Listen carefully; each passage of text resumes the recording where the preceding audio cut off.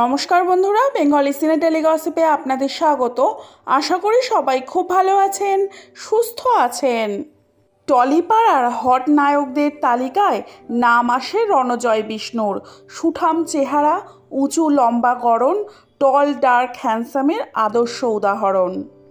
প্রায় 4 বছর সোহিনী সরকারের সঙ্গে তিনি সম্পর্কে ছিলেন। বছর দেড়েক আগে বিচ্ছেদ হয়, তবে প্রাক্তনের বিয়ের পরপরই এক প্রকার ফাটল বোমা। রণজয়ের নামে শুধু সোহিনী মুখ খোলেননি, সরব হয়েছেন সায়ন্তনী ঠাকুরতাও। সোহিনীর বিয়ে নিয়ে একাধিক মিডিয়ায় সাক্ষাৎকার দিতে দেখা গিয়েছিল রণজয়কে, আর এতেই চটেন অভিনেত্রী সায়ন্তনী ঠাকুরতা।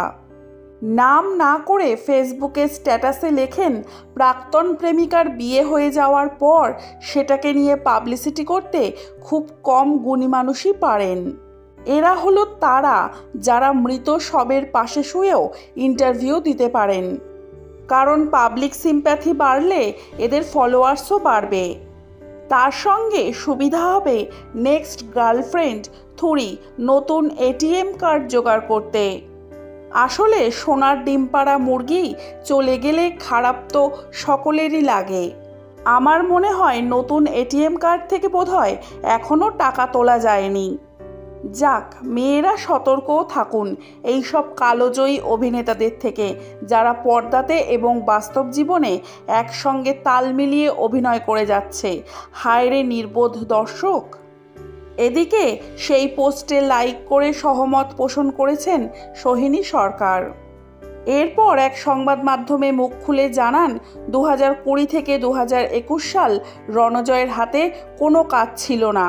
2022 সালে গুড্ডি আসার পর বিয়েটা করবেন ভেবেছিলেন সোহিনী, তবে কোনো এক অজ্ঞাত কারণে নতুন কাজ হাতে আসার পর রণজয়ই পিছিয়ে যায়।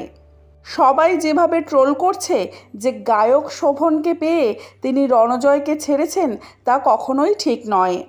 শোনা যায় রণজয়ের জীবনের প্রথম প্রেম ছিলেন অস্মিতা মুখোপাধ্যায়।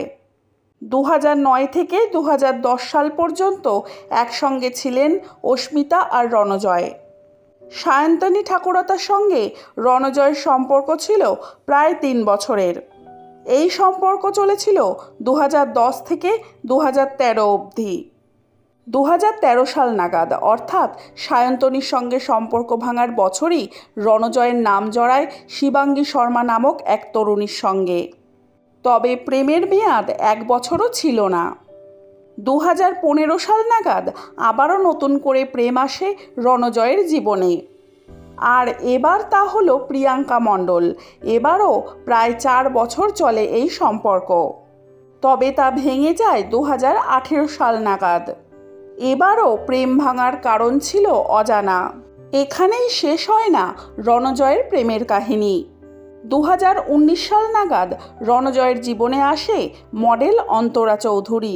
এটিও খুব একটা দীর্ঘস্থায়ী হয়নি। ওয়েব সিরিজ জাজমেন্ট ডের শুটিং করতে করতে ভালোবাসা হয় সোহিনী আর রণজয়ের। 2019 সাল থেকে সম্পর্ক চলে 2022 অবধি। সেই সময় লিভ ইনেও ছিলেন দুজনে। হ্যাপি গো লাকি কাপল হিসেবে ছিলেন পরিচিত সকলের কাছে। এবার খবর, সোহিনীর সঙ্গে বিচ্ছেদের পর নিজের গুড্ডি নায়িকা শ্যামপ্তি মুদলিকে মন দিয়ে ফেলেছেন রণজয় বিষ্ণু। সম্প্রতি অভিনেত্রীর সঙ্গে লাদাখে একটি মিউজিক ভিডিও শ্যুটও করে এসেছেন। বিনোদন জগতের নানান আপডেট পেতে হলে আমার চ্যানেলটিকে সাবস্ক্রাইব করে রাখুন। ভিডিওটি ভালো লাগলে লাইক, কমেন্ট, শেয়ার করতে ভুলবেন না। আজকের ভিডিওটি এই পর্যন্ত। ভালো থাকবেন, সুস্থ থাকবেন। দেখা হবে পরবর্তী ভিডিওয়। ততক্ষণের জন্য টাটা।